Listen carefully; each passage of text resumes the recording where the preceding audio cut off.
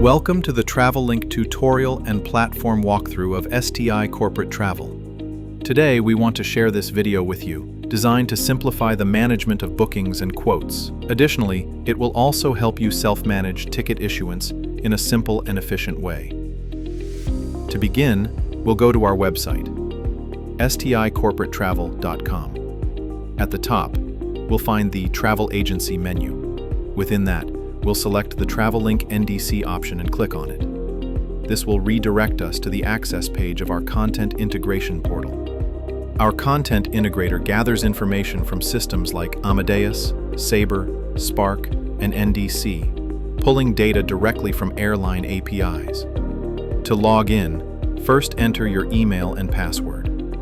You can also select your preferred language here, and if necessary, request a link to reset your password. Once inside the platform, the default view will be the main screen to start your flight itinerary search. At the top, you'll find various useful management tools, such as exchange date and rate, showing only the dollar to euro conversion, a booking retrieval menu that allows quick access to past reservations, and a menu bar, which you can customize and change according to your preferences. Thanks for your attention.